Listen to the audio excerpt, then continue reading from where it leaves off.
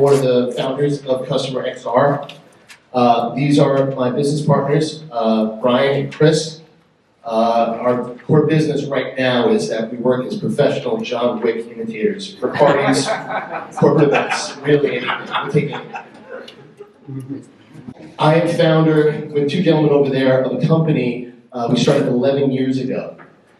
We worked in telecommunications, and we saw a burgeoning trend, a wave really, of US call centers who were going to be forced to move to a cloud-based environment. And it was a very niche technology back then. And the idea was, if we could build out a core consulting practice and help those people make that move into a technology they didn't understand, we would corner that. And we did, very successfully. We've been very lucky. And 2 years ago, I met these two young gentlemen. And a year ago, Chris here brought me to my first VR Meetup. And that was the night that I had that sort of epiphany, that I was seeing the same thing again, where there were on an expedient of companies out there who were going to be forced to have an XR roadmap if they wanted to connect with their customers. And clearly, you guys know this better than anybody, none of them know how to do that. And right there, my two partners and I, we made a serious financial commitment, low seven-figure commitment over the next 2 years, to build out an agency that could help corporate logos do just that. That's the spiel. This is the Q&A forum. As long as it has nothing to do with the John Wick joke, please text this, and then DJ will read out questions at the end. So the idea behind CustomerXR is obviously we want to connect major US companies and brands, organizations, to the power of an immersive experience. The mission statement is obviously there. You guys can read it. I think they can. It's right there. But that was funny in the John Wick thing.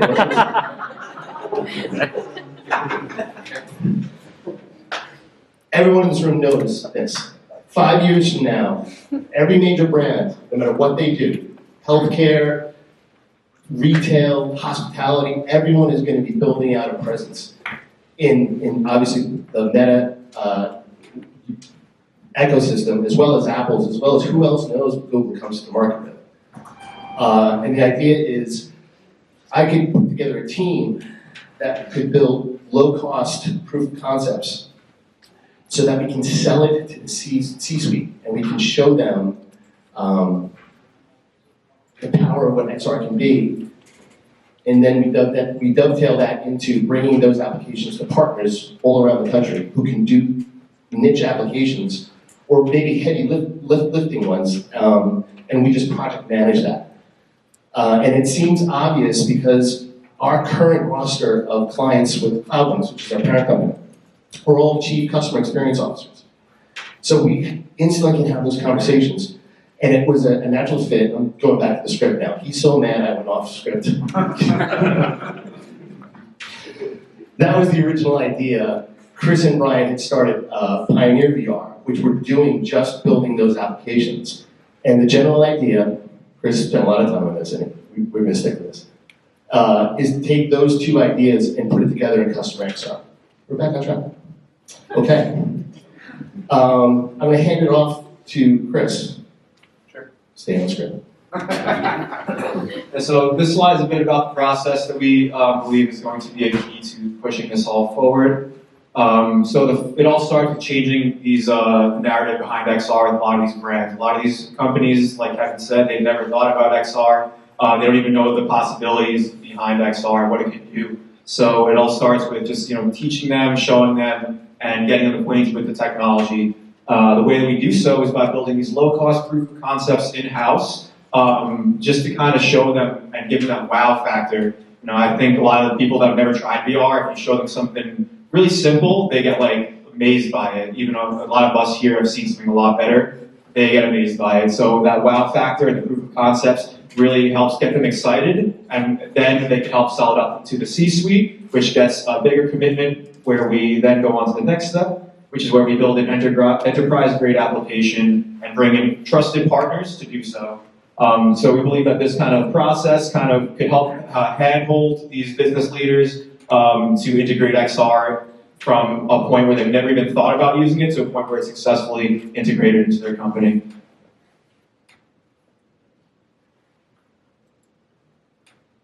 Do you want to do this one? Yeah.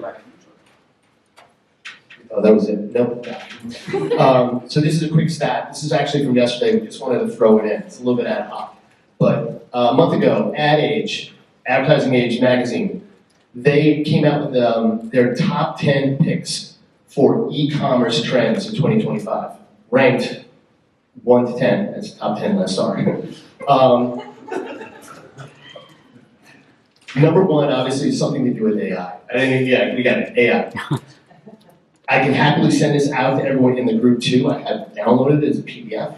Number two was literally VR, AR are here to stay. And then it went on to all the compelling reasons why every major brand is going to have an XR roadmap really soon. Now,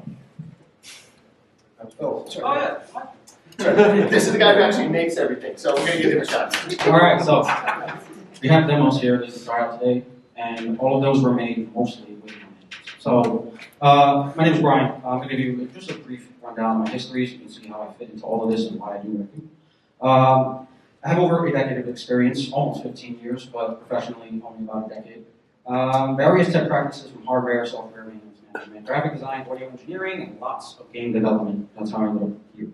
My journey began with this team. I met Chris while working at VR World. Some of you may have heard of that before. It was the arcade on 34th Street, one of the biggest on the East Coast. I was the lead technician there, and I actually developed my first VR game and had it running on the floor there. It was amazing. It was a dream come true. Unfortunately, they closed at the beginning of 2023, and Chris came to me. He called me and said, "Brian, I got an offer you can't refuse." He said, "Hey, you come work with me in Pioneer VR?" I said, "Yes." So we started working together. Got our first deal with Egress Pros while he was out the networking event. He made it happen, and then I made the tech stuff happen, and you're going to see what that looks like today. It was a lot of work, but it was very fun. It was taking game development skills and turning them into something that can be more useful on a practical level outside of entertainment. And what I feel about that personally is, I think everyone's tired of the legacy advertisement medium, and I think this can be a very fun way to bring people back into being interested in being sold something when you can have fun and be impressed about it. I often am I'll check out your VR XR app, whether it's in a headset or on a phone. Yeah, I'm interested. I want to see it. A lot of people do also. And the success stories we have here, we have 4 major ones and a smaller one that you will get to check out later as well. Kitchen remodeling. You get to design your own kitchen. Bath fitter, remodel your own bathroom. You get to do it with VR. Roof Max is a little bit different. Roof Max shows off a product working at a fast-forwarded, I don't know how to describe that. It's in fast-forward so you can see it happening, because in reality that product takes longer to work. That's explained. Make sure we cover every angle so that the user is not confused about what they're being communicated about. Extended reality is going to be a very, very deep part of our lives in the future. All that cyberpunk stuff we see is probably going to be real to a degree. It'll be as part of our lives as our smartphones. Just really quickly, they did those 4 applications in the last year. They did it in Unreal, sorry. Can we cut this? This is going. They did it in a year with no completely self-taught. We threw stuff, and the first thing they say is no, and then 10 minutes later, Brian is explaining to me, why do you need it in a month? He's like, give me like 6 weeks. Literally, there's nothing I've given them thus far that they have not been able to figure out how to build themselves. Very impressive. They deserve a lot of credit. I never went to college.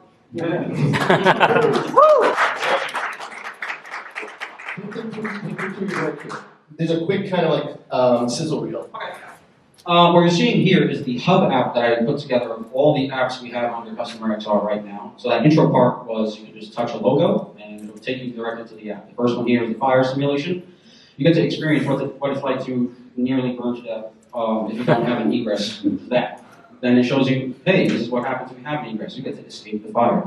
And of course, the important part is that you get to interact with it. You actually get to open the door yourself, which is the point. The whole point is the immersion and the interaction. And we make sure we're able to, make sure that's the part we focus on the most. This here, I don't think it's shown in the cut, but you're able to pick up a fire extinguisher ball and throw it into the fire. So you get to test that out too. This is our hotel, luxury hotel proof of concept. So every season doesn't exist. That was a fake brand I made just to prove that we can do it. We use 360 images of various locations around the world inside of the actual hotels. They're running at 8K. You can't see that here, but in the headset you will. Just poke a location you want to visit, and it teleports you straight to that location. Also, a very important thing, again, I highlighted immersion is important. A 360 image does not have sound. So I added 3D sound. Just put sound of water over there, people talking over here, it brings it more to life. This is a conference room in the same app. Essentially, you get to check out the entire real grounds of the hotel. I think we're going to cut to another app.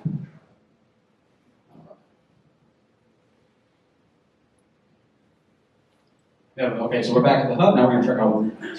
So this one I was telling you about is a little different. Right now you have roof shingles that are supposed to be represented as, broken. You see the wood under it, they're nasty. Boom, here's your magic roof spray. And it brings your, you'll see that it brings your roof shingles back to life. There you go. So they flatten out. Again, this is fast forward in real life, probably take a couple hours for it to set in. But in a narration that is explained, it shows how dirty it is when you do a real roof replacement, and you get to actually spray it yourself. And that's all hand tracking, there's no control. We try to stick to that. Because at the end of the day, for these business apps, the target audience is probably your average person who isn't using VR every day. So we have experienced with the first iterations of our app that there were people having trouble with the controllers, not knowing how to interact with that. It's not intuitive for them. It's not natural. When you just do hand tracking, and we build the interaction with hand tracking in mind, it's super simple. They will have the intuitive way to interact, whether it's to grab something or touch something, super basic. The beauty of this avenue is that we don't have to get too complicated with how things work. Yeah, like he touched upon, some of our design philosophies that we have are very much focused on making these as seamless as possible for first-time users. So all this stuff is built for people that have never tried VR. For example, that Kitchen Savers app you just saw, they use that at like trade shows and stuff. People walk up to their booth and they're like, oh, what is that? I'm going to try it. And, instead of having to be like, okay, this is the controller, this is the button that does this, like those experiences are cool for us. But for someone that's just walking by, it's just like, I don't really want to try it anymore. So we build this stuff just so you can just put it right on people. They're immersed, perfect sales pitch every time. Another design philosophy we have is voiceovers. Something as simple as that could go a long way because you get to touch upon all the certain aspects of the product that the companies want to touch on, as well as just guiding people through it and telling them what to do and making sure that they're going through it in like one sequence. So there's just a couple of design philosophies we have that we follow to try and make these very wide-reaching and available to anyone to try it, even if they're unfamiliar with the technology. We have this QR code if you guys want to scan it. It goes to a page on our website where that trailer is located, and we're going to be putting our link to the app once it's on the Meta Store. It should be in the next few days, and then you'll be able to download the app on your own headset and try it out. We also have this QR code for partnerships.